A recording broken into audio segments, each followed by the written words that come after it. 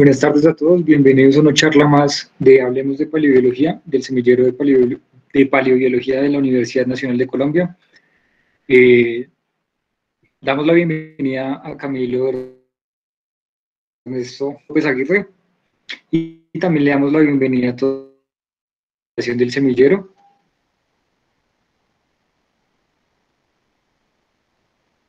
Gracias a ustedes por estar acá. Camilo es biólogo colombiano y actualmente está terminando, creo que ya hizo la sustentación de su tesis doctoral en la Universidad de New Wales, Sí. Australia, ¿cierto? Y en su tesis doctoral, pues intenta encontrar como la evolución del vuelo de los murciélagos desde un carácter también paleontológico. Para mí es un gusto tenerlo acá y Camilo, la hora es suya. Muchas gracias por aceptar. No, a ustedes por la invitación. Bueno, entonces, ¿arrancamos o qué? Sí, arranquemos. ¿Ahí ven la pantalla y me escuchan bien? Sí, Bueno, estamos viendo bien la pantalla y lo escuchamos listo. bien. Entonces, hagámosle pues. Bueno, pues como ya dijo Héctor, yo acabé de terminar mi tesis doctoral y pues les voy a mostrar un poquito de lo mucho que no sabemos y lo poco que sí sabemos de la evolución de los murciélagos y de las mañas que se tiene que hacer uno para investigar un poco la evolución de estos bichos. Entonces, pues primero recordar que la evolución del vuelo en los murciélagos, digamos, ocurre dentro del contexto de la evolución del vuelo en vertebrados como un todo y ocurrió en tres grupos distintos a lo largo de los últimos 250 millones de años más o menos: pterosaurios, un grupo de reptiles extinto; aves modernas; y murciélagos un poco más reciente, también modernos. Estos tres grupos, digamos que cada uno alcanzó el vuelo convergentemente y con estrategias muy distintas, pero los tres muestran adaptaciones muy características en cuatro regiones principales del cuerpo, que son básicamente la cintura pectoral, que es el hombro, digamos, y las tres secciones del brazo anterior o el ala. Ya enfocándonos en los murciélagos, pues los murciélagos son el segundo grupo más diverso de mamíferos en el mundo, más o menos con unas 1.400 especies, y más o menos un cuarto de todos los mamíferos vivos hoy día. Pues enfocado un poco en el contexto colombiano, Colombia es el segundo país en riqueza de murciélagos, con unas 205 especies, hasta la última vez que lo miré. Es el único mamífero volador, propiamente volador. Hay otros mamíferos que son planeadores, pero es distinto, digamos. No es el único mamífero que colocaliza, pero pues también sus estrategias de colocalización son bien interesantes y son un ejemplo clásico de radiación adaptativa dentro de los mamíferos. ¿Por qué radiación adaptativa? Bueno, principalmente por la diversidad de dietas que se ve en este grupo. Entonces, como pueden ver ahí, muy generalmente, digamos como clasificándolo en grupos grandes, se han encontrado un montón de dietas distintas en murciélagos, desde los vampiros hasta los carnívoros, los que se alimentan de néctar; insectívoros, frugívoros de frutos suaves, duros, y distintos tipos de insectivoría. Todas esas dietas han sido bien estudiadas, identificadas con base en la morfología del cráneo, pero yo sí quiero enfatizar cómo, digamos, la contraparte digamos que esto del estudio del cráneo es como ver cómo comen, pero no estamos viendo tanto cómo consiguen la comida, y eso es parte del estudio de cómo, digamos, se mueven, cómo es la locomoción en estos murciélagos. Y hasta ahora tenemos solamente como una idea muy general de ciertas diferencias comportamentales en sus estrategias de forrajeo, pero tendemos a asumir que la misma estructura del ala, o sea, una sola, digamos, estructura única, que es compartida entre todos los murciélagos, puede cumplir todas esas, digamos, distintos comportamientos. Y eso es, digamos, interesante controvertirlo un poco cuando miramos muchos casos de convergencias en estrategias de forrajeo y de locomoción que están presentes dentro de los murciélagos. Un ejemplo es el vuelo estático, como el de los colibríes, digamos, que cuando se están alimentando de las flores vuelan pero no se mueven. Y eso evolucionó convergentemente en dos grupos de murciélagos, los zorros voladores y los filostómidos del Nuevo Mundo. Y los zorros voladores, bueno, están como en el Viejo Mundo, están distribuidos en un montón de países. Yo afortunadamente tengo una colonia como al lado de la casa, entonces los puedo ir a ver los fines de semana. La pesca de arrastre, que es básicamente murciélagos pues que se alimentan de peces y lo que hacen es con las patas traseras, digamos que arrastran literalmente las patas sobre la superficie del agua y capturan peces. Y eso evolucionó convergente también más de una vez en grupos del neotrópico y del viejo mundo, de las Europas y así. Otro caso que no está muy bien, digamos, explorado es, digamos que no hay un término como muy profesional para definirlo, pero es la percha boca arriba. Entonces, pues, como ustedes sabrán de pronto, la gran mayoría de los murciélagos pues se perchan, digamos, del techo de las cuevas o cosas así. Entonces, digamos, las patas traseras de ellos están, digamos, rotadas de una forma de que las rodillas se les doblan hacia, digamos, hacia adelante, contrario a nosotros, precisamente como para facilitar un poco ese comportamiento de colgarse de superficies. Pero hay dos familias distintas de murciélagos que evolucionaron como unas chupas de succión en las muñecas que les permite adherirse como a superficies y básicamente lo que les permite es perchar, digamos, boca arriba. Y eso ocurrió en unos murciélagos, una familia de murciélagos de África y otra familia suramericana. Y por último, quiero resaltar pues, la locomoción terrestre. Pues como ustedes ven, digamos que el esqueleto de los murciélagos es muy especializado para el vuelo. Entonces ellos a la hora, digamos, a la hora de caminar, no son muy eficientes, digamos. Pero hay unos casos de unas familias o unos grupos, como es el caso, digamos, de los murciélagos vampiros de la subfamilia Desmodontine, también del neotrópico, y una familia de Australia y Nueva Zelanda, Mystacinidae, que son muy adeptos en caminar en el suelo e incluso son capaces como de, digamos, de correr propiamente. Entonces también es interesante pues ver como todos esos casos de convergencia y cómo pues en realidad no sabemos si cada una de esas estrategias requirió algo distinto del postcráneo y cómo, y si digamos en cada grupo evolucionó una estrategia distinta o si ellos convergieron en lo mismo. Hay muchas preguntas alrededor de todo esto de que todavía no tenemos como una idea más clara.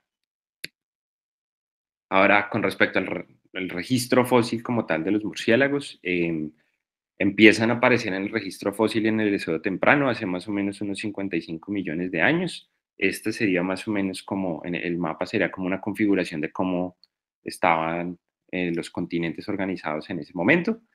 En teoría, el grupo como tal se puede datar hasta antes digamos, de la extinción de los murciélagos, el límite del Cretácico, pero digamos que es difícil porque pues como no hay fósiles, perdón, que esto se pasa solo, como no hay fósiles es difícil, digamos, poner bien el punto, pero pues los murciélagos más viejos empiezan a aparecer en este grupo.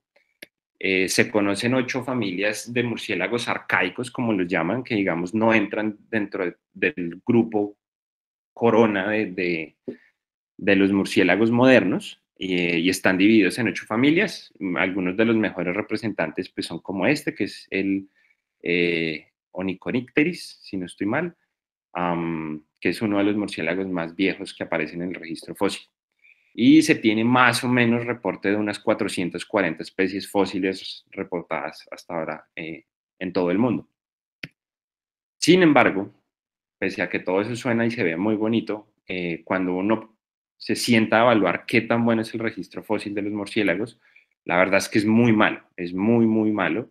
es el más pobre de todos los tetrápodos. Se ha, digamos, calculado que solo el 12% de la riqueza genérica está representada y es aún más baja y hay una aún menor riqueza taxonómica en el hemisferio sur y Suramérica está vastamente inexplorada. Entonces, digamos que desde aquí quiero empezar como a enfatizar que cuando uno estudia evolución de los murciélagos y sobre todo paleontología, pues a uno, como decimos en Colombia, le toca aprender a ser muy mañoso, porque no hay mucho con qué trabajar, digamos, para personas como yo que estamos más interesadas es como en la evolución del postcráneo, de todo lo que no es el cráneo, también es aún más difícil porque la gran mayoría de los fósiles que están reportados también son solo dientes o partes del cráneo. Entonces, pues le toca a uno ser recursivo inventarse formas como para trabajar con ese registro fósil o otras, digamos, avenidas para explorar la evolución de este grupo. Entonces, como les dije, la gran mayoría de los fósiles de murciélagos están reportados en el hemisferio norte. Como pueden ver acá en el mapa, cada punto representa una localidad donde se ha reportado un murciélago y pues, o sea, están muy, muy, muy concentrados en el hemisferio norte. Y lo mismo pasa a nivel temporal. Entonces, digamos, cuando vemos la curva como de riqueza de géneros a lo largo de la historia evolutiva de esta familia, de este grupo, perdón, es muy baja, se mantiene muy baja, muy baja, muy baja y eventualmente en el Pleistoceno se dispara, que eso pues es muy común en, digamos, en el registro fósil, pero en los murciélagos es particularmente marcado. Eh, Otra dificultad que se tiene para entender la evolución de este grupo es que cuando uno mira alguno de los fósiles más viejos y los compara, digamos, con especies modernas, lo que uno puede ver es que son muy parecidos, ¿sí? Entonces, digamos, en términos de entender la evolución de ciertos rasgos específicos, pues no tenemos, digamos, como esas formas intermedias, transicionales, que nos den una idea de cómo fue, digamos, que los murciélagos llegaron a volar, llegaron a colocalizarse, y eso, digamos, le agrega otro nivel de complejidad a la historia. Entonces, digamos, algunos de los enigmas evolutivos que existen, pues es, digamos, el ancestro, que ese es como, digamos, el más grande. Y asociado a cómo era el ancestro está como la pregunta de la secuencia de cómo se originó el vuelo y la ecolocalización. Ese es un debate como muy álgido en el estudio de la evolución de los murciélagos, si fue primero el vuelo, primero la colocalización, o al tiempo, y cómo. El origen biogeográfico también es como muy polémico, por decirlo así.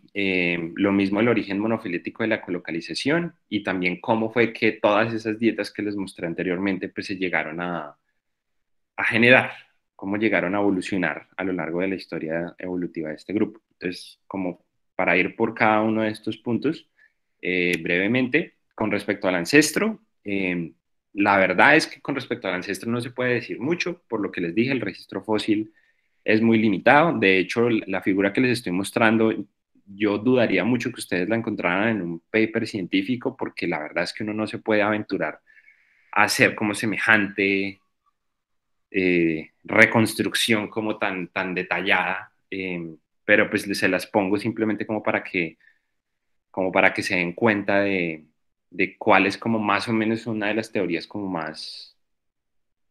más aceptadas, digamos, y es que el ancestro de los murciélagos era un mamífero arborícola, planeador, que eventualmente, digamos, eh, pues de la planeación llegó al vuelo, digamos, como tal. Um, hay mucho, digamos, minucia en esta parte. Hay ciertos estudios que plantean que las membranas interdigitales de las alas de los murciélagos se originaron inicialmente fue para capturar insectos, o sea, básicamente que el ancestro de los murciélagos no capturaba los insectos, digamos, con la boca o algo así, sino que los agarraba con las manos y pues que esas membranas, digamos, permitían eso, pero pues de nuevo, o sea, es muy difícil darle soporte como a detalles tan específicos. Sin embargo, sí quiero resaltar el trabajo de Lucila Amador, que si no estoy mal, antes de que empezara la conferencia me pareció ver el nombre de ella por ahí entre los asistentes, entonces Ella ha hecho unas reconstrucciones, digamos, de variables aerodinámicas de algunos de los murciélagos más viejos, el Onychonycteris, que fue el que les mostré antes. Ella reconstruyó como las variables aerodinámicas del ala de ese bicho y básicamente encontró pues que efectivamente, digamos, la eficiencia del vuelo era muy baja para ese bicho. Entonces, digamos que estaba casi que en un área intermedia entre un planeador y un murciélago como tal moderno en términos de su capacidad de vuelo. Um, y resalta, digamos, la importancia de lo que fue el desarrollo del hand wing, como se llama, digamos, el ala de los murciélagos. Generalmente uno la divide en dos partes, es el arm wing, que es lo que incluye, digamos, el húmero y el antebrazo, y el hand wing, que es básicamente la membrana y los dígitos, los dedos. Entonces, básicamente, lo que pareciera indicar el estudio de ella, al menos como yo lo entiendo, es que el primer paso fue, digamos, desarrollar el arm wing, la parte más anterior, y eso, digamos, que fue lo que le dio el primer empujón evolutivo, pero luego, eventualmente, la evolución del hand wing um, fue lo que, digamos, permitió mayor eficiencia y mayor capacidad de maniobrar durante el vuelo. Con respecto al origen biogeográfico, como dije, es complicado, el registro fósil no ayuda. Este es digamos, un mapa de cómo se hubiera visto la Tierra en el Eoceno temprano, y todos los puntos son localidades de murciélagos que han sido reportados para el Eoceno. Entonces, como ven, el registro fósil no ayuda mucho porque desde el momento más temprano en el que se reportan murciélagos ya aparecen casi que en todos los continentes. Y también si consideramos que algunos de estos grupos, como Nyconycteris, pues ya tenían cierta capacidad de vuelo y cierta capacidad de dispersión, pues digamos que también eso no facilita hacer interpretaciones del origen biogeográfico como tal, porque pues estamos hablando de un grupo que tenía la capacidad de moverse y de que ya había colonizado casi que todos los continentes para el momento en el que empiezan a aparecer los primeros fósiles. Sin embargo, digamos, con base en estudios moleculares y estudios filogeográficos, varios estudios han apuntado al origen de los murciélagos hacia o Norteamérica o Eurasia. Pero digamos que esto también es interesante en términos de cómo se hace la ciencia, porque hay una división muy interesante que hay grupos asiáticos que dicen que los murciélagos se originaron en Asia y hay grupos norteamericanos que dicen que se originaron en Norteamérica. Entonces digamos que hay un montón de variables como involucradas en cómo entendemos esto. Con respecto a la ecolocalización, digamos que inicialmente la historia de la evolutiva de la ecolocalización era fácil con respecto a cómo teníamos organizados los murciélagos en el árbol filogenético. Entonces, inicialmente, con base, digamos, en morfología, el orden Chiroptera estaba organizado como está abajo, en la figura B, que es básicamente los zorros voladores que no ecolocalizan en un clado y todos los murciélagos pequeños que ecolocalizan en el otro. Entonces, básicamente, eso nos dice, pues hubo un origen único para la ecolocalización. Sin embargo, después de muchos estudios moleculares principalmente, se demostró que esa clasificación pues, es errónea y un grupo de los murciélagos pequeños que ecolocalizan, de hecho, está más emparentado con los zorros voladores que no ecolocalizan, como está arriba en la figura A. Entonces eso, digamos que revuelca por completo la historia evolutiva de la ecolocalización, básicamente porque ahora tenemos la pregunta de si la ecolocalización, digamos, se originó dos veces o si la ecolocalización se originó en el ancestro común de todos los murciélagos y se perdió en el grupo de los zorros voladores. Alrededor de esto también hay mucho debate. Se han hecho análisis, digamos, paleontológicos de los fósiles más antiguos y se ha dicho que sí ecolocalizaba, que no ecolocalizaba. Eh, Estudios moleculares, algunos dicen que sí, algunos dicen que no. Entonces, digamos que hay mucho debate alrededor de esto, pero pues recientemente se publicó un artículo en Nature de molecular de murciélagos, y básicamente lo que dicen es que fue un poco de las dos. El ancestro común de los murciélagos no ecolocalizaba como tal, pero digamos que tenía ya ciertas capacidades auditivas y, digamos, de emisión de sonido primitivas desarrolladas. Esas capacidades se perdieron en el grupo de los zorros voladores, y eventualmente los dos grupos que ecolocalizan evolucionaron la ecolocalización convergentemente, cada uno digamos, por su lado. Eh, pero pues esto también tiene mucho espacio para debate.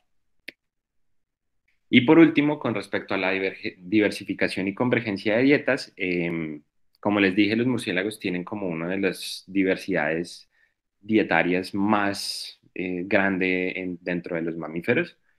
Y este es un ejemplo de un estudio de Charlene Santana, una investigadora venezolana que está en Estados Unidos y también es como una de las líderes en morfología evolutiva de murciélagos, en la que ella estudió, digamos, cómo evolucionó la carnivoría en murciélagos. Entonces, digamos, podemos ver que hay convergencia en el hábito de comer peces, con los triángulos, aquí en estos dos grupos. Hay mucha convergencia en la carnivoría entre la familia Megadiermatia y la familia Philostomide. Y también hay otros casos, digamos, de insectivoría o animalivoría. Y a la derecha pueden ver como toda la diversidad, digamos, craneala, eh, que dio, digamos, espacio a que se evolucionara la misma dieta en repetidas ocasiones en grupos, digamos, no tan emparentados. Entonces, digamos que esto resalta un poco eh, lo común que es que hayan convergencias en dietas en murciélagos. Lo mismo pasa, digamos, con la frugivoría entre los filostómidos y los teropodios, los zorros voladores, la nectarivoría entre los dos grupos también. Eh, y es difícil, digamos, no se ha hecho un ejercicio juicioso como de tratar de reconstruir las dietas, digamos, ancestralmente, y, digamos, poder dar un poquito de luz de cómo fue, digamos, el proceso paleobiológico de cómo se originaron todas esas dietas. Digamos, la sanguivoría, o sea, los hematófagos, es una dieta tan extrema eh, que, pues, digamos, reconstruir bien la historia es pues súper complicado debido a, digamos, a la falta de fósiles y todo eso. Entonces, bueno, aquí ya quiero pasar como a la siguiente parte de mi charla, que es más como mostrarles eh, ciertas, digamos, alternativas a la paleontología que yo he explorado como parte de mi doctorado, o pues como proyectos aparte, en los que, digamos, se ha tratado de contrarrestar lo pobre que es el registro fósil y ciertas otras limitaciones, como pues, digamos, muchos de los fósiles que están reportados y escritos para Colombia no están en Colombia, entonces es difícil también pues investigarlos por eso. Entonces les voy a mostrar como un poquito como del, del sancocho de cosas que tiene que hacer uno a veces para investigar este tipo de cosas. Entonces, la primera, digamos, alternativa es estudiar la biología evolutiva del desarrollo, que es básicamente entender cómo se desarrollan los fetos y los embriones y los juveniles de los murciélagos, y con base a eso tratar de reconstruir la historia evolutiva de este grupo. Digamos que en términos generales, cuando uno estudia cómo se desarrollan los individuos, uno puede más o menos tratar de reconstruir cómo fue que evolucionaron. Entonces, para eso nos enfocamos en el desarrollo prenatal del poscráneo, que es particularmente difícil de estudiar porque pues, es el desarrollo de los embriones y los fetos antes del parto. Entonces, digamos que es un ambiente mucho más controlado, pero pues obviamente es mucho más difícil, digamos, de estudiar y de cuantificar. Entonces, lo que nosotros hicimos fue a partir digamos, de tomografías de embriones, estudiar, digamos, cómo se desarrolla todo el poscráneo.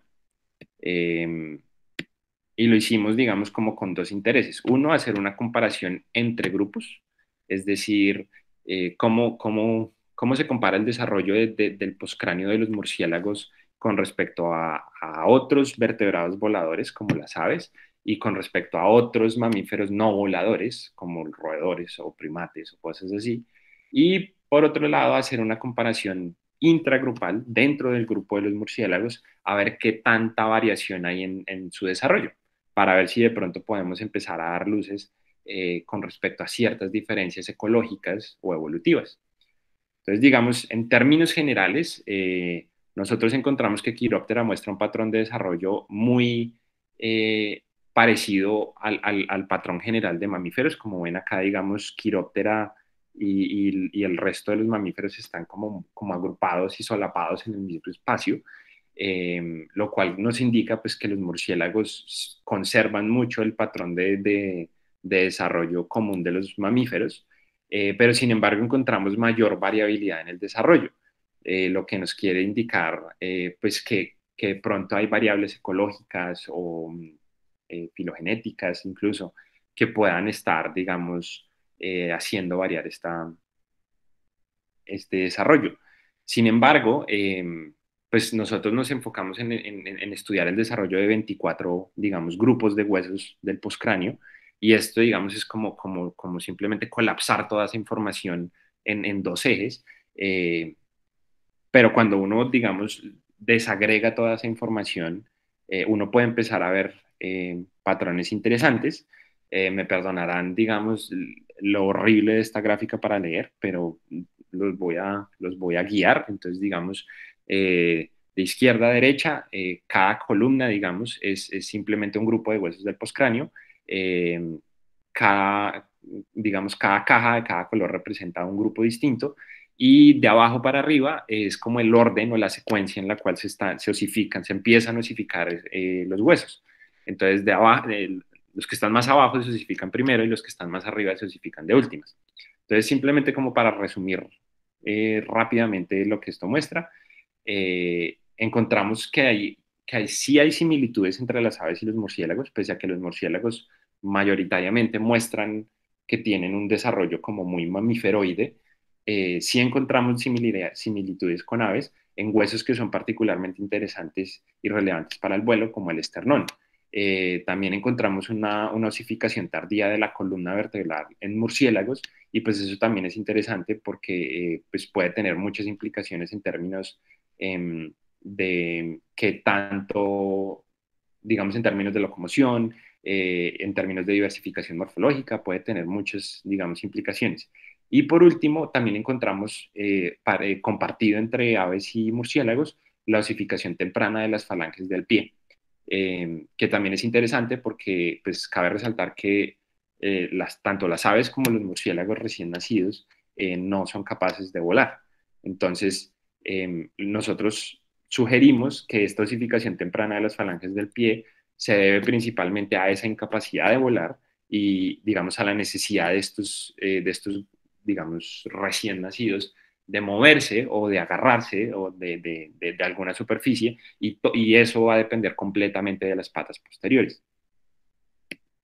Ahora, con respecto a la comparación intragrupal, nosotros nos basamos en lo que llaman trayectorias alométricas, que es básicamente saber si ciertas partes del cuerpo se crecen a la misma velocidad que el cuerpo como un todo. Entonces, digamos, si todas las partes crecen a la misma velocidad que el cuerpo, eso se llama isometría. Si crecen más rápido o más lento, eso se llama alometría. Entonces, digamos, un caso sería en los humanos el cráneo. El cráneo se desarrolla mucho más lento que el cuerpo. Entonces, digamos, en la gráfica de la izquierda, cada grupo de puntos, cada color de puntos representa una especie distinta. Y si se dan cuenta, pues como cada grupo traza como una trayectoria, y pues si hay una diferencia, digamos, en el ángulo o en la inclinación, en la pendiente, o incluso en la longitud de cada uno de esos grupos, eso nos indica, pues, que sí hay diferencias. Entonces, lo que encontramos es que sí, el postcráneo sí crece alométricamente, o sea, digamos, cambia la tasa de crecimiento dependiendo de qué hueso estemos hablando y con respecto al cuerpo. Y también encontramos que hay diferencias entre grupos, indicando que hay variabilidad en el desarrollo de los murciélagos, tanto a nivel de especie como a nivel de suborden, que es, digamos, la gráfica de la derecha. Entonces eso también es interesante porque nos muestra que, digamos, no todos los murciélagos se desarrollan exactamente igual y pues digamos que lo siguiente sería como tratar de entender por qué o cómo. Entonces, eso fue lo que tratamos de hacer. Entonces, digamos, si ustedes cogen cada una, digamos, de las trayectorias que les mostré anteriormente, cada uno de los grupos de puntos, y lo que uno puede hacer es colapsar, digamos, esa trayectoria, esa línea de puntos en un solo punto, y uno puede crear como un espacio que llaman como el espacio alométrico, y aquí podemos ver mucho más claro cómo se separan los dos subórdenes de murciélagos. Y cuando, digamos, analizamos bien esta separación en detalle, podemos ver que se separan por el desarrollo más rápido o más lento de huesos específicos. Entonces, digamos, para el caso de Django que es el grupo en rojo, que eh, encontramos un desarrollo más rápido de las falanges de la mano, mientras que el otro suborden, eh, encontramos un desarrollo más lento de lo que es la columna vertebral. Entonces, bueno, me olvidé mencionarles, eh, Gymterochiroptera es el grupo que contiene a los que no ecolocalizan y a otro grupo pequeño de murciélagos que sí ecolocalizan. Y Django es el grupo que incluye a solo murciélagos, digamos, pequeños, entre comillas, que ecolocalizan, dentro de los que están los filostómidos y gran parte de los murciélagos, digamos, del neotrópico. Eh, Ahora, además de encontrar esas diferencias específicas, también lo que tratamos de ver es si esas diferencias, digamos, reflejan las relaciones evolutivas. Entonces, lo que hicimos fue, digamos, proyectar una filogenia en ese espacio y lo que encontramos es que, digamos, que si uno controla por qué tan emparentados están los grupos, eso está explicando una buena parte de la variación. Entonces, quiere decir que efectivamente las diferencias que nosotros encontramos de alguna manera sí están reconstruyendo la historia evolutiva de este grupo y pues es interesante porque digamos que es una pequeño aporte y una pequeña primera aproximación a poder decir que ese arreglo, digamos, del orden quiróptera entre estos dos subórdenes tan polémico, ya no solo, digamos, tiene sustento molecular, sino también tiene sustento, pues, digamos, ontogenético. Eh, entonces, digamos que pues es muy emocionante por este lado. Pasando a la segunda aproximación, nos quisimos enfocar en la ecomorfología del postcráneo. ¿Qué es la ecomorfología? Pues es básicamente entender la forma de una estructura, cómo esa forma se relaciona con la función de esa estructura y un poco cómo esa interacción entre forma y función está, digamos, influenciada tanto por la ecología como por la historia evolutiva de este grupo. Entonces, digamos, acá traté de reconstruir un poco eh, la historia evolutiva de este grupo, subrayando los dos subórdenes, y digamos que cada color en la filogenia son como estrategias de forrajeo distintas. Y podemos ver, digamos, algunas convergencias, como en este caso el naranja aquí en los zorros voladores y aquí en Filostómide, o digamos la locomoción terrestre que les mencioné entre los murciélagos vampiros y la familia Mystacinidae de Australia y Nueva Zelanda. Y bueno, entonces para estudiar la morfología del postcráneo, nos enfocamos específicamente en el húmero. Y el húmero, ¿por qué? El húmero es un hueso muy interesante, digamos, en términos de sus especializaciones funcionales, porque como es el hueso que, digamos, está más inmediato, digamos, al tronco del cuerpo, eso implica que está especializado para varias cosas. Uno, para la inserción de todos los músculos, digamos, que generan el vuelo como tal, digamos, la energía necesaria para generar vuelo, digamos que se genera a punto pues, de músculos eh, que, se, que, se, que se adhieren al húmero, pero también, digamos, los extremos, las epífisis del húmero, pues están especializadas para controlar qué tanto se puede rotar el húmero, y eso tiene una implicación directa en qué tan maniobrable es el vuelo de los murciélagos.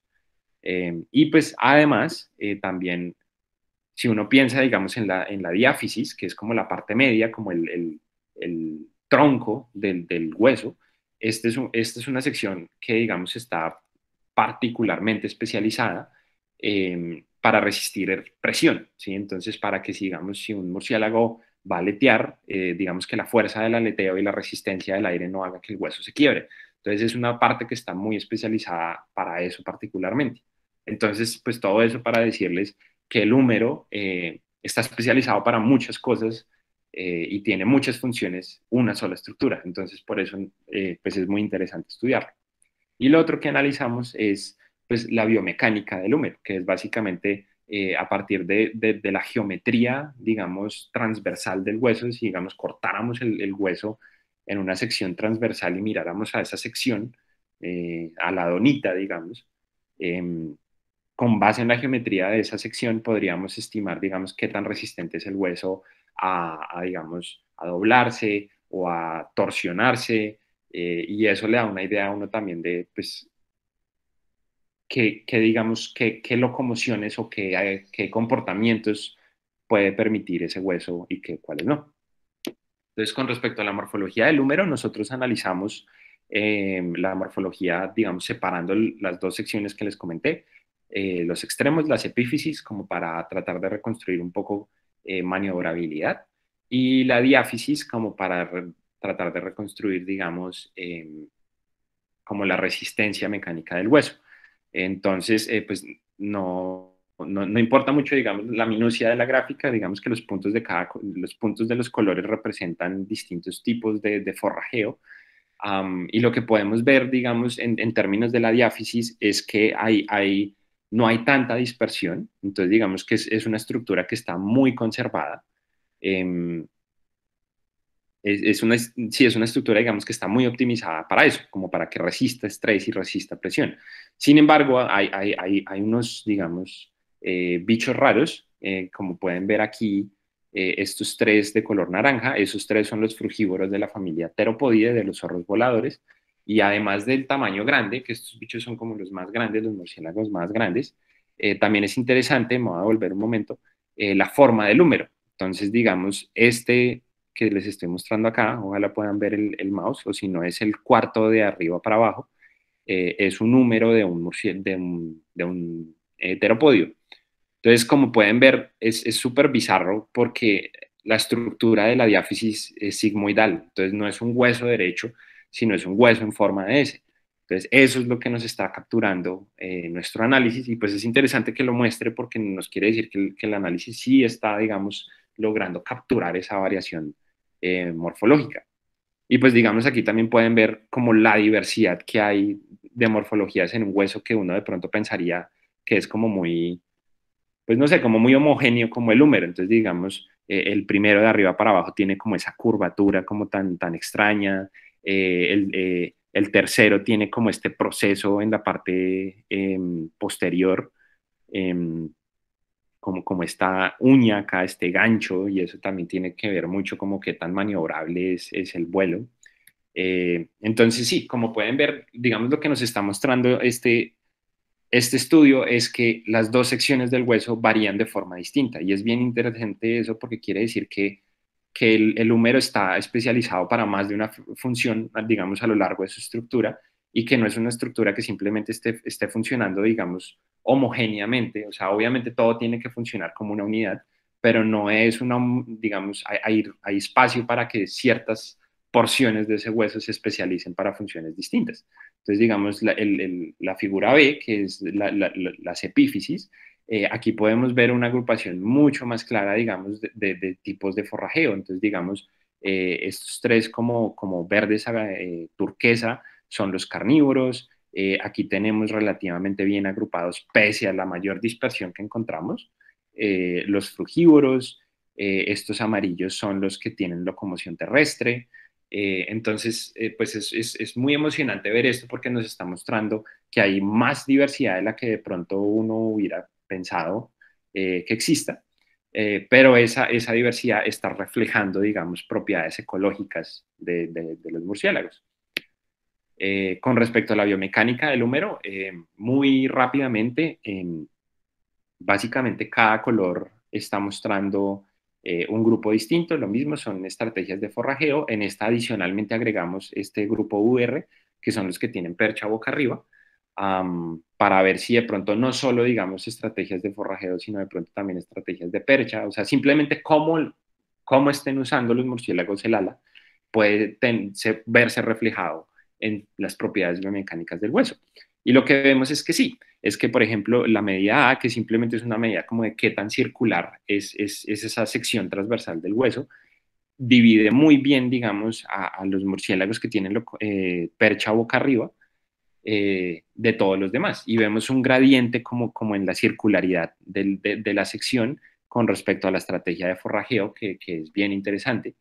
Y con respecto a las demás, que básicamente son medidas distintas, digamos, a tipos de estrés distintos. Entonces, digamos, si lo doblan, si cogen cada uno de los extremos y lo comprimen, si cogen cada uno de los extremos y, digamos, y lo giran en direcciones contrarias, eh, básicamente encontramos casi que el mismo comportamiento. Entonces, eso también es interesante, pero igual encontramos pues diferencias bien, bien claras. Entonces, digamos, este grupo T, perdón, este grupo T, que son los que hacen como pesca de arrastre, que son como los que agarran las presas con las patas posteriores, digamos que tienen poca necesidad como de optimizar tanto esa resistencia a sus estreses, mientras que grupos como los carnívoros, que es el turquesa de nuevo, o los de locomoción terrestre, pues tienen, digamos, un estrés mayor biomecánico, que es bien interesante cuando uno trata de interpretarlo eh, en términos ecológicos. Y por último, lo que uno puede hacer también es, digamos, recopilar toda esta información morfológica y biomecánica y, digamos, si uno tiene una hipótesis filogenética que pueda, digamos, montar, en la que uno pueda montar esa información morfológica, uno puede correr modelos evolutivos y ver eh, cómo se generó esa diversidad que estamos viendo en el presente a lo largo del tiempo. Entonces, digamos, la figura A y la figura B, lo mismo es, el A es morfología y B es como la biomecánica del húmero. Y simplemente quiero que vean que hay como ciertas similitudes bien claras en unas áreas de picos. Entonces, digamos, este relative time, el eje X, es básicamente la historia evolutiva de los murciélagos. Entonces, digamos, es básicamente 60 millones de años, como para ponerlo más simple. El extremo derecho siendo el presente y el extremo izquierdo siendo 60 millones de años, como con el origen de los murciélagos.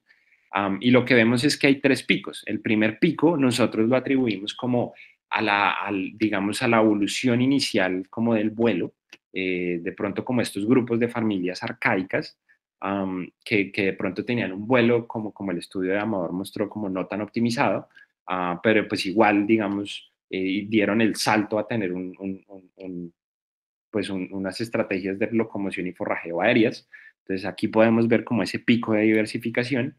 El segundo, que viene como en la mitad del eje, es como en el oligoceno más o menos, nosotros lo atribuimos principalmente como a la diversificación de muchas de las familias modernas. Varias familias modernas aparecen en el registro fósil antes, pero digamos que muchos estudios moleculares y eso ubican la diversificación de las familias modernas más o menos alrededor de este tiempo, hace 30, 40 millones de años más o menos. Entonces es interesante ver un segundo pico de diversificación morfobiomecánica acá. Y el último pico, que viene a ser hace más o menos unos 10 millones de años, pero pues de nuevo, o sea, esto no, el propósito de este estudio no es decir fechas exactas, sino más ver cómo mostrar patrones generales. Puede ser interesante, digamos, con cambios ambientales en los que se pudieron, digamos, facilitar la aparición de estrategias de forrajeo novedosas, digamos, como la insectivoría, digamos, de área abierta o la insectivoría dentro del dosel del bosque. Entonces, nosotros atribuimos ese tercer pico como a la aparición de estrategias de forrajeo modernas. Entonces, todo esto nos está mostrando que la diversidad moderna, digamos, actual que encontramos en los murciélagos es más de la que esperábamos, tiene una señal ecológica más grande de la que esperábamos y adicionalmente pues que también podemos ayudar a empezar a reconstruir cómo fue eh, que evolucionó la locomoción en los murciélagos. Y por último, ya como para cerrar con paleontología, voy a hablar de la venta, que pues es un punto, digamos, es un depósito fósil muy famoso en Colombia. Eh, no voy a hablar mucho al respecto de esto porque pues han habido varias conferencias que han tocado mucho este tema, pero pues es uno de los depósitos más modernos, digamos, en el neotrópico. Um, y tiene una representación increíble de un montón de grupos distintos. Um, es tan importante que ayudó a definir, digamos, un lapso de tiempo en la historia, digamos, paleontológica de Sudamérica. Digamos que debido a que el registro fósil no es homogéneo a lo largo del tiempo, es difícil, digamos, cuando uno va a hacer un análisis temporal, es difícil, digamos, hablar como de millón a millón de años, porque van a haber muchos espacios que no tienen ningún fósil. Entonces, digamos que una forma, digamos, de controlar eso es como hacer, digamos, hacer como lapsos, como partir, digamos, la historia evolutiva como en secciones y las parten dependiendo de registros fósiles, digamos, que estén muy bien representados. Y entonces eso le permite a uno como, digamos, como compartimentalizar la historia evolutiva y de pronto como suavizar un poco esos baches en el registro fósil. Entonces, digamos que la venta es tan único que vino a definir su propio lapso de tiempo, que se llama el Laventan, que va de 11.8 a 13.8 millones de años más o menos, y casi que es el único, el Salma, se llama, digamos, esta clasificación.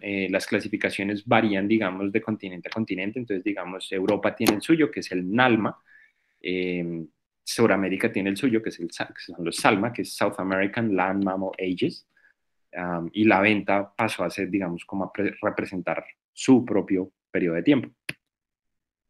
Con respecto a los murciélagos de la venta, más o menos están representados 14 especies en 6 familias, eh, y la gran mayoría están representados por, de nuevo, dientes y partes dentales. Pero digamos que los murciélagos de la venta son muy interesantes y la venta para la paleontología de murciélagos debería ser mucho más relevante porque es uno de los depósitos fósiles más diversos de murciélagos en el mundo. Digamos que yo trabajando acá en Australia puedo trabajar en uno que se llama Riversley, que es Patrimonio de la Humanidad, y en ese se han reportado 25 especies de murciélagos. La venta tiene menos, pero es que la venta también ha sido, o sea, el nivel de estudio que tiene la venta es muy bajo comparado al que tiene Riversley. Entonces, digamos, en los últimos 20 años, desde el 2000, se han publicado 2 estudios en murciélagos de la venta y no más. Entonces, digamos que ahí, pues, falta explorar esto muchísimo más. Entonces, como para tratar de hacer eso, eh, en colaboración con Andrés Link de la Universidad de los Andes, eh, digamos que nos enfocamos en esta especie en particular, en Notonipteris magdalenensis, que es el registro, digamos, fósil de un filostómido más antiguo del mundo. Eh, es un fósil que es clave, es importantísimo para la calibración de las filogenias de los murciélagos. Casi que todos los estudios, si no estoy mal, todos los estudios que yo he visto, usan a esta especie para calibrar a la familia Filostomidae. Um, pero sin embargo no sabemos casi que nada de este grupo, o sea, no sabemos ni siquiera de pronto qué tan grande era, o sea, tenemos como unas comparaciones de era más pequeño que y más grande que, pero no sabemos casi nada de este grupo, de este murciélago, entonces, pues es importante explorar la biología y la ecología de él.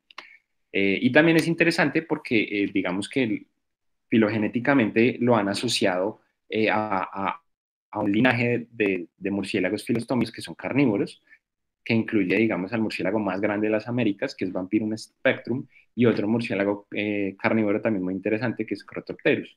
Entonces es interesante porque también reconstruir, digamos, la ecología y la dieta de este grupo, pues nos puede dar luces de cómo evolucionó de pronto la carnivoría en los filostomios. Entonces, pues para hacer un poquito de énfasis en Filostomie, que no he hablado mucho de ellos, yo creo que es la familia más carismática de murciélagos, pues dentro de los que estudian murciélagos. Eh, es la tercera familia más diversa en el mundo y tiene su mayor diversidad, se encuentra en Colombia. Y es un ejemplo también claro, clásico de radiación adaptativa en murciélagos, porque dentro de una sola especie, dentro de una sola familia, perdón, con una distribución neotropical, se encuentran casi que todas las dietas que se han reportado en mamíferos como todo. Entonces encontramos nectarívoros, carnívoros, hematófagos, insectívoros, frugívoros. Entonces es una familia muy interesante. Entonces lo que hicimos fue tratar de reconstruir la dieta en Notonicteris a partir de análisis de complejidad dental. Entonces lo que hicimos fue coger unos de los fósiles eh, y, digamos, los escaneamos, creamos un modelo 3D y con esos modelos 3D fue que pudimos hacer estos análisis. Entonces, digamos que calculamos tres índices. Uno es DNE, que es básicamente una medida de qué tan filoso es el diente. Entonces, digamos, cuando uno tiene un modelo 3D, es básicamente una malla de triángulos.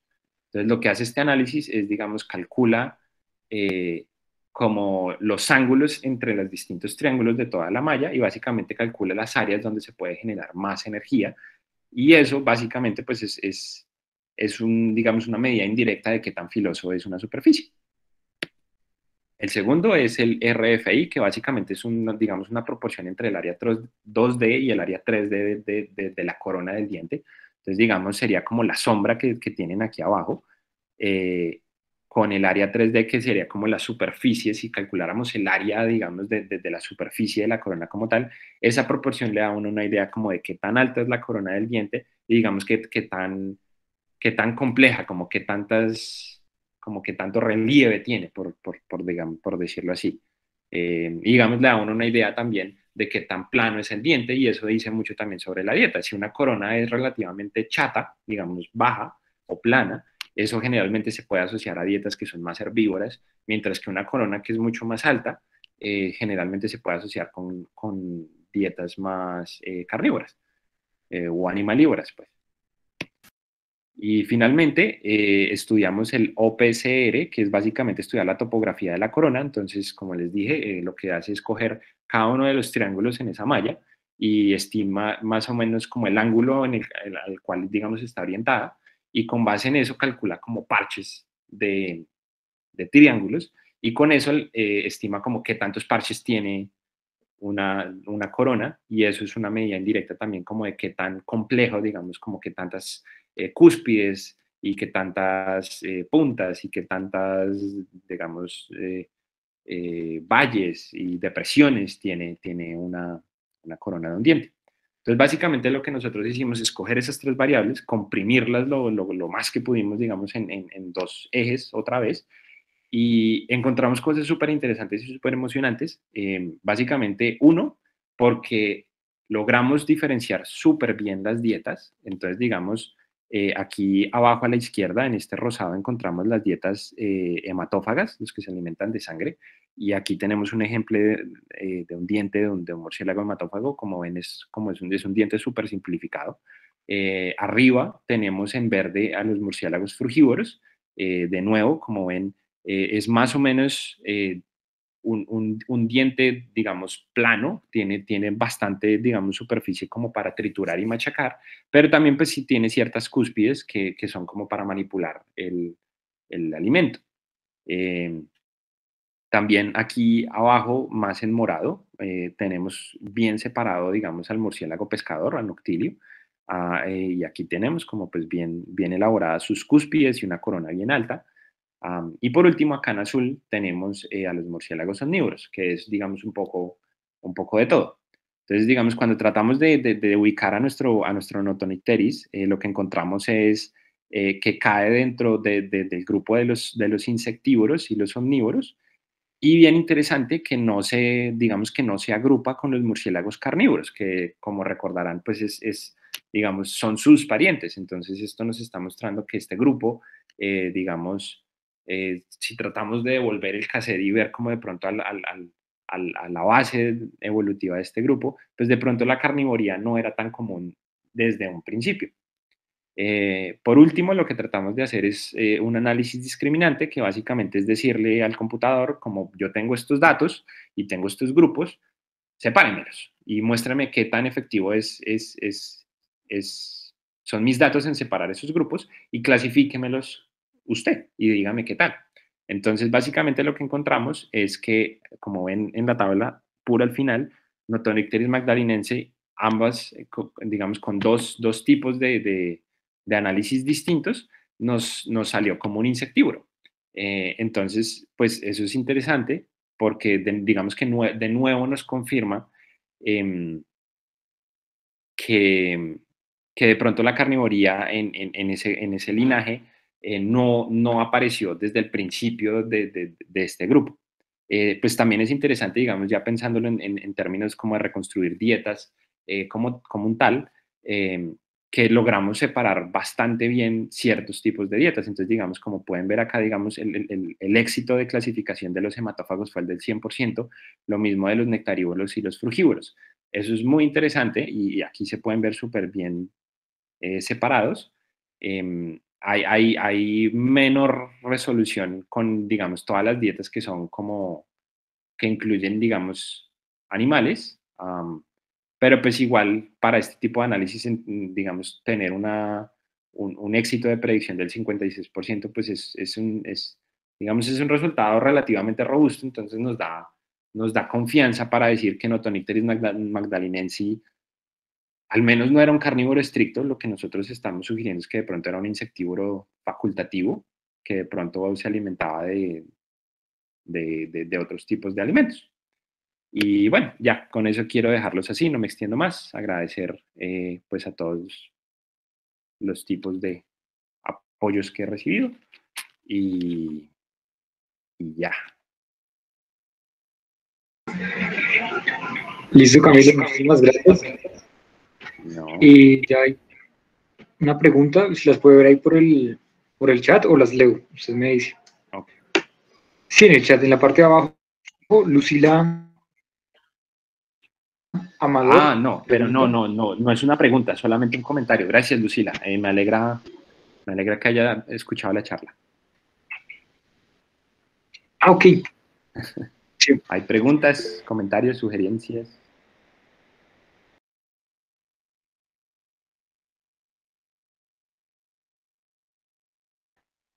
Se durmieron todos.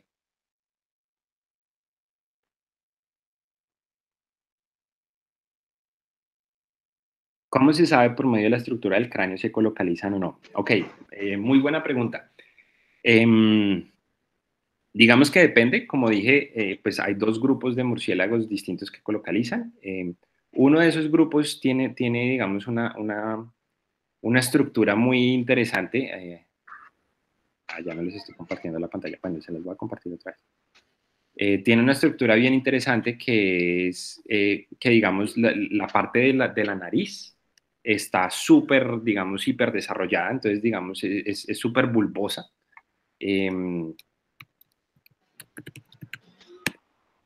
Y eso es un buen indicador, digamos, de que ecolocalizan, porque, digamos que en términos de colocalización hay dos tipos de colocalización, uno que es emitir sonidos por la nariz y el otro es emitir sonidos por la laringe. Entonces, digamos que mucho depende de la estructura de la nariz, como para que sirva como una, digamos, una concha para amplificarla, pero también depende mucho, digamos, de unas estructuras acá que se llama el sistema estiloial, que son unos huesos que, digamos, conectan la cóclea con la garganta. Entonces, digamos, también cuando uno mira la estructura de la cóclea, uno puede estimar que también podían escuchar los murciélagos. Entonces, digamos que hay dos formas de verlo. Uno es ver como las estructuras que emiten el sonido y otras es ver las estructuras que reciben el sonido, como la cóclea y el hueso petrosal. Espero que eso haya respondido relativamente bien la pregunta. ¿Cuándo aparecieron los murciélagos? Buena pregunta también. Como dije, con base en estudios moleculares sobre todo, se estima que el ancestro de los murciélagos como tal pudo haber, digamos, se pudo haber originado antes de la extinción de los dinosaurios, el límite del Cretácico y el Paleoceno. Um, pero digamos por el hecho de que en el Eoceno hay tanta diversidad de murciélagos arcaicos, deja la pregunta abierta de si el ancestro es más viejo o si fue que de un momento a otro los murciélagos explotaron y se diversificaron súper rápido. Pero digamos, más o menos antes, en ese límite entre el Cretácico y el Paleoceno se ubica el origen. ¿Sabe algo dentro de la historia evolutiva de los murciélagos que los nectarívoros y su diversificación esté relacionado con la diversificación de angiospermas? Am, uf, re buena pregunta. La verdad no sé, yo creería que no, porque si no estoy mal, las angiospermas tienen un origen mucho anterior. Em, y digamos, eso ya, digamos que hay que meterle biogeografía ahí también, como la nectarivoría es convergente en los murciélagos. em, digamos que yo no creería que dependa tanto de la diversificación de las angiospermas porque ocurrió en dos momentos distintos, en dos espacios distintos. Entonces, puede ser que haya facilitado, pero no creo que haya sido como digamos, un motor que haya impulsado esa convergencia. ¿Dónde puedo encontrar los trabajos e investigaciones de Noctonicteris? Están en internet, bueno, no sé cuáles. Si estás hablando, digamos, de los de cuando se describe la especie, ese artículo es como de los 50, está disponible en internet. Es un poquito difícil de encontrar, entonces, pues si quieres, me mandas el correo o me escribes por Twitter o lo que sea. Yo no tengo Facebook, pero me puedes mandar un correo y yo te los mando. Si estás hablando de lo que yo presenté, digamos que eso todavía no está publicado. Estamos trabajando en la publicación. Hay un resumen que presentamos en un congreso el año pasado, um, que está publicado el resumen, pero de resto la publicación no está. Pablo Gaudilloso, uy, otro duro en murciélagos. Muy linda charla, muchas gracias. ¿Se conocen elementos postcraneales de Notonicteris o solo este fragmento mandibular?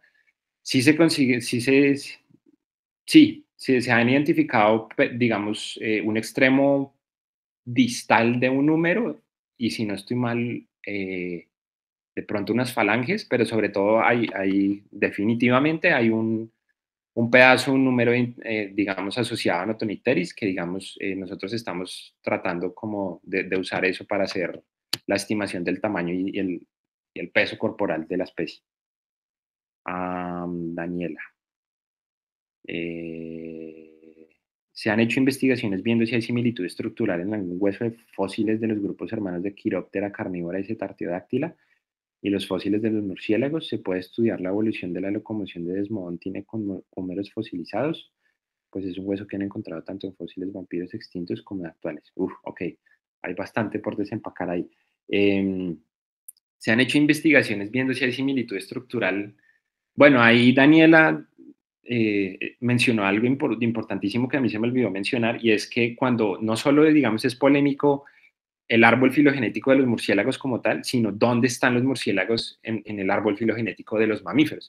Entonces, inicialmente, con base en morfología, siempre se le puso con, yo creo que estoy compartiendo mi pantalla. Se les puso con los roedores, pero eventualmente estudios moleculares y todo eso pues mostraron también que ellos de hecho están más emparentados con las ballenas y con los carnívoros. Entonces digamos que eso también en términos de cómo evolucionó semejante estructura y digamos estrategia de locomoción tan rara como el vuelo, cómo surgió de un ancestro que incluye ballenas y digamos carnívoros. O sea, es una pregunta muy rara. La verdad es que no, que yo tenga entendido, no. Se han hecho, digamos, comparaciones a nivel muy macro de cosas craneales, como para reconstruir la evolución morfológica del cráneo en mamíferos. En postcráneo no tanto, hay poco trabajo en, en, en postcráneo. ¿Se puede estudiar la evolución de la locomoción? Sí, por supuesto. Y Desmond tiene tenía un grupo súper interesante por lo que tú dices. Hay bastantes fósiles de vampiros que están asociados con partes del postcráneo. Entonces, digamos que una cosa que a nosotros nos interesaría mucho es, ya viendo que estudiando las especies modernas podemos diferenciar, digamos, tipos de locomoción e incluso estrategias de percha o de cómo utilizan el postcráneo, y podemos identificar esas diferencias en la morfología del húmero. Ahora lo que podemos hacer es, digamos, usar esa información para meter un fósil y tratar, digamos, de predecir cómo se comportaba ese fósil. Entonces, totalmente se puede hacer y es súper interesante y ojalá pues lleguemos allá eventualmente. Y la última, ¿tuvieron en cuenta los números de machos y hembras de las especies de murciélagos donde las madres cargan a las crías en el trabajo que usted presentó? Eh, Tratamos de homogeneizar la muestra lo mejor que pudimos, entonces, obviamente, solo adultos. En la medida de lo posible, siempre el número del mismo lado para evitar, digamos, efectos de asimetría. Y también tratamos de controlar por el sexo, obviamente no siempre se puede, pero digamos corrimos análisis para, digamos, testear si había dimorfismo sexual en nuestra muestra y no encontramos dimorfismo sexual, entonces digamos que podemos decir con confianza que no encontramos, digamos, no hay una variable ahí que nos esté haciendo ruido que no hayamos considerado bien. Pero es interesante también eso, es importante considerarlo y digamos es incluso interesante ver cómo podría cambiar la morfología, digamos, del húmero entre una hembra no preñada y una hembra preñada o una hembra que está cargando a la cría. Eso también es una pregunta bien interesante. Entonces, gracias por la pregunta. Toño, um, ¿qué otros análisis morfológicos se pueden hacer sobre los dientes? Haciendo con la analogía con la topografía, entendí que la dirección de la pendiente es uno así, como qué tan filoso sería la pendiente de los triángulos en la malla. Por otro lado, ¿qué resolución se necesita? Ah, ¿qué otros análisis morfológicos se pueden hacer sobre los dientes? Pues, digamos, han habido estudios que aplican morfometría geométrica, que eso se ha aplicado sobre todo, pues, cráneo, pero también se ha aplicado a estudios de dientes. También se han hecho estudios ya como más como biomecánicos en términos de análisis de elementos finitos y cosas así, como para ver como qué tanta resistencia o estrés puede resistir, digamos, estructuralmente un diente. No entiendo la segunda parte de haciendo con la analogía con la topografía, entendí que la dirección de la pendiente es uno, así como qué tan filosa sería la malla de la pendiente. Esa parte no la entiendo, perdón. Pero, ¿qué resolución se necesita? Digamos que depende de qué tan grande sea la muestra de uno.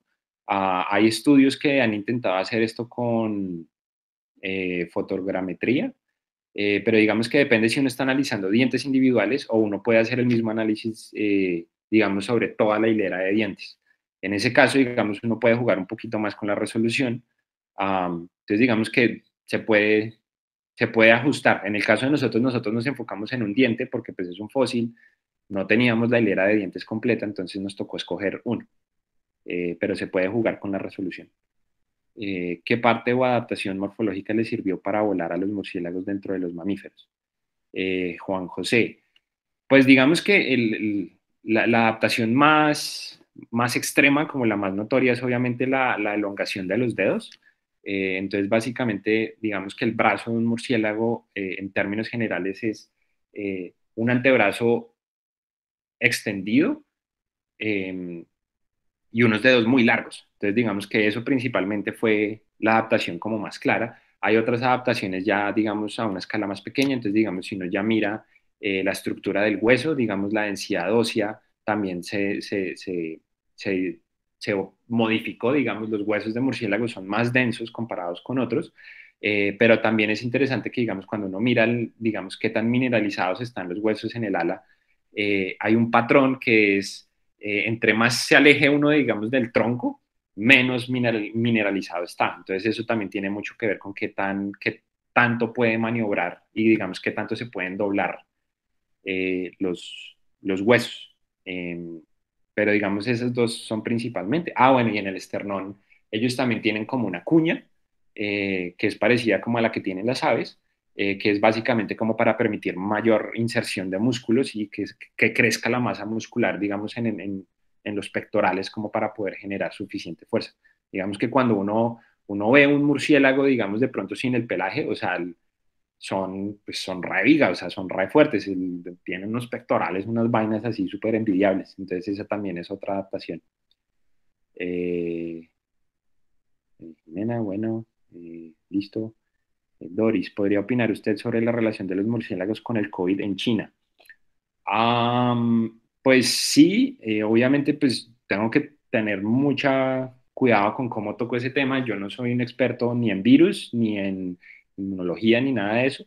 Lo que sí puedo decir es que hay estudios que han mostrado que digamos que la prevalencia de virus en murciélagos es más una cuestión de la diversidad de murciélagos que hay, o sea, es un grupo súper diverso, entonces el hecho de que encontremos tantos virus y que hayan habido tantos virus que salten de murciélagos a humanos, es una cuestión más de la diversidad que encontramos de murciélagos, y también es una cuestión de la relación que tenemos con ellos. Entonces, digamos que estadísticamente hablando hay otros grupos de mamíferos o incluso de aves que tienen una mayor, digamos, diversidad de virus que pueden saltar a humanos que los murciélagos, pero el hecho es que como los murciélagos son, primero los murciélagos son súper diversos, o sea, hay muchísimas especies.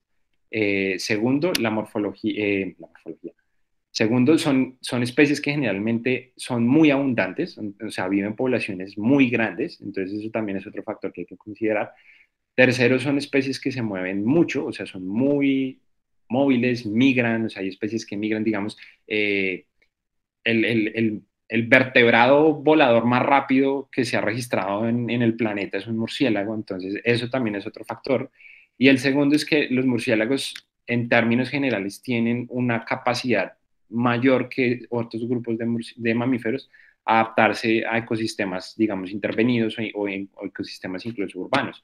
Entonces, digamos que es más una cuestión de cómo nos estamos relacionando nosotros con los murciélagos o con, digamos, la fauna silvestre como un todo, eh, lo que genera este tipo de pandemias. Es más una cuestión de entender cómo nuestras acciones están alterando, digamos, los ecosistemas naturales de las especies y, y pues cómo eso es lo que genera, digamos, esos saltos tan fáciles de virus.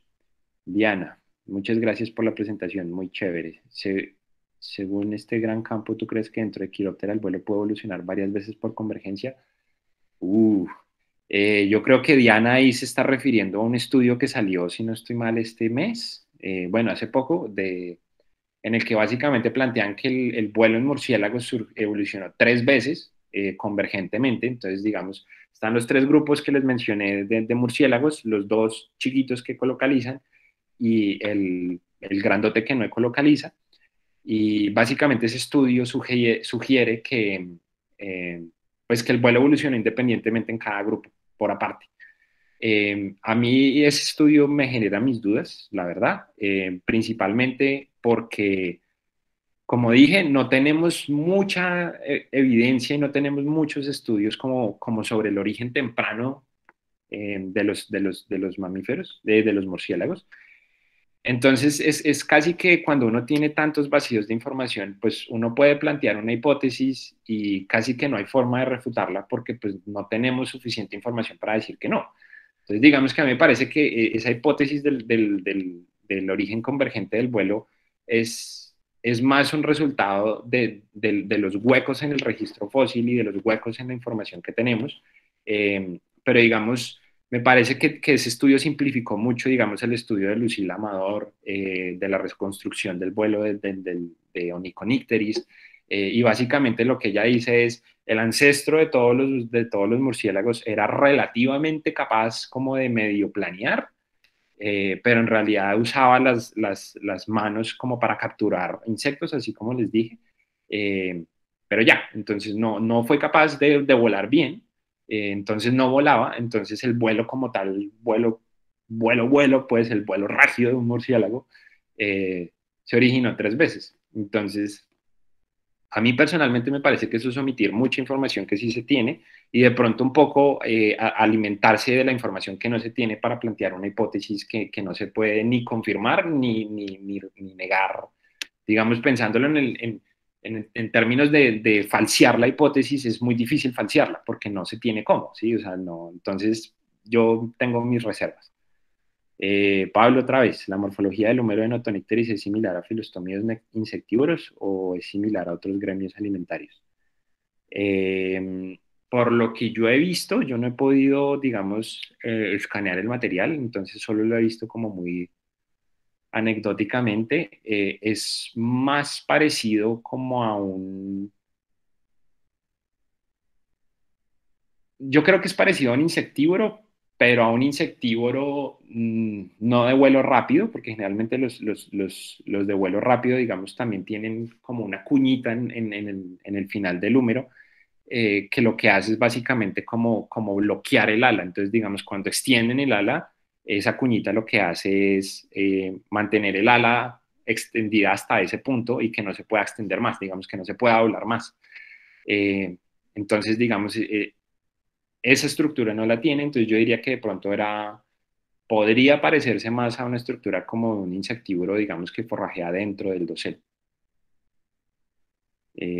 Juan José, también externo, quizás no tan desarrollado como las aves externas. Listo. Eh, bueno, creo que ya. No veo más preguntas. Sí, como que creo que ya. Bueno, Ya. entonces, Camilo, de nuevo le agradezco por la excelente No, no, charla a ustedes. A ustedes, muchísimas gracias por la invitación. Y pues, y le agradezco a todos a todos si los que alguien estuvieron. tiene ideas, dudas, Sí, intereses o lo que sea, pues contáctenme porque hay mucho material, hay mucha información, hay mucho por hacer y no hay suficientes manos. Entonces, pues, por favor, lo importante es colaborar. Ayúdenme, ayúdenme. Ah, un momento, hubo otra pregunta. ¿Los gráficos los hiciste con RStudio? Sí, sí, sí, los gráficos los hice con RStudio. Bueno, listo, ya.